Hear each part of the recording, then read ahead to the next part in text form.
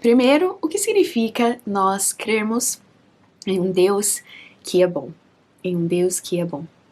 Nós temos que ter em mente que o Deus cristão, o Deus que nós cremos ser o único Deus dos céus e na terra, é um Deus muito diferente de muitos dos deuses dos panteões de religiões diferentes da nossa. Muitos dos deuses de outras religiões, eles não são necessariamente Deus bons. Eles são Deus grandes, Deus poderosos, deuses que têm poder sobre os seres humanos, que comandam o universo, enfim, mas eles não necessariamente são bons. Eles não necessariamente alcançam os seres humanos de maneira amável, de maneira bondosa.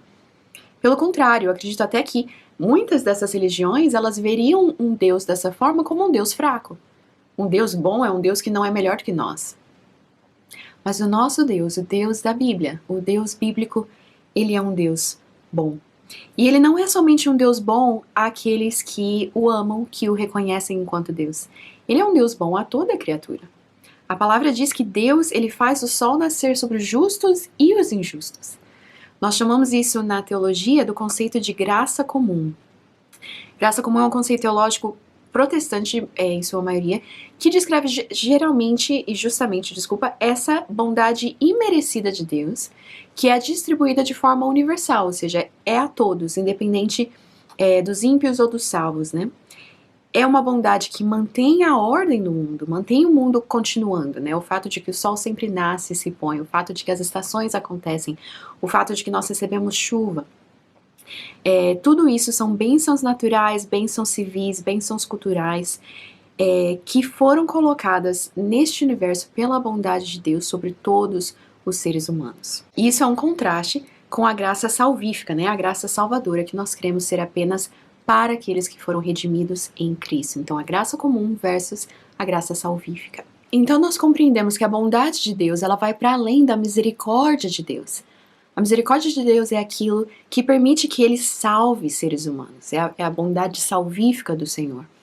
Mas a graça comum nos prova que Deus é bom até para aqueles que não creem nele.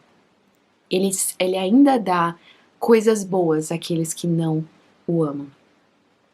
E a bondade, ela não é parte de Deus. Deus, uma das características de Deus é que ele é bom. Não, a bondade é a essência de Deus.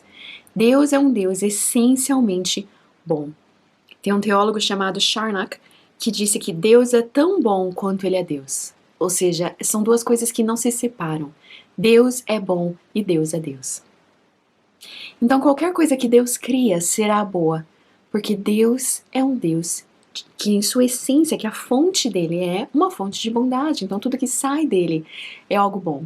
Por isso que nós olhamos a natureza, eu e minha família, a gente gosta muito de nos finais de semana assistir a documentários de natureza, né, de ver os animais, enfim. E eu fico maravilhada com a quantidade de animais, de flora, de fauna, enfim, que eu nem conheço, que eu não tenho noção. E como tudo funciona de forma perfeita. Como o bico desse beija-flor, ele se encaixa perfeitamente na flor que ele precisa fazer a polinização. É tudo tão perfeito. E tudo tão bom, né? E foi isso que Deus disse durante a criação. Ele disse, viu Deus que era bom, porque tudo que sai dele é bom. Mas aí, como é que a gente explica então a queda? Como é que a gente explica então que os seres humanos caíram, se tudo que Deus cria é bom? Nós explicamos isso teologicamente através do fato de que Deus não nos criou para sermos marionetes. Deus não nos criou para sermos robôs. Ele nos criou com o livre-arbítrio. E nós escolhemos. E sempre escolheremos, porque somos seres imperfeitos. Cair. Pecar.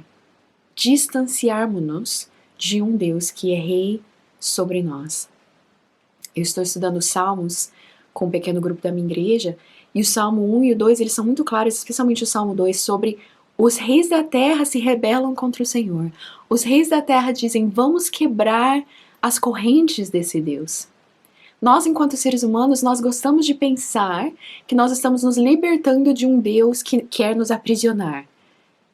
É isso que nós somos, essa é a nossa essência enquanto seres humanos.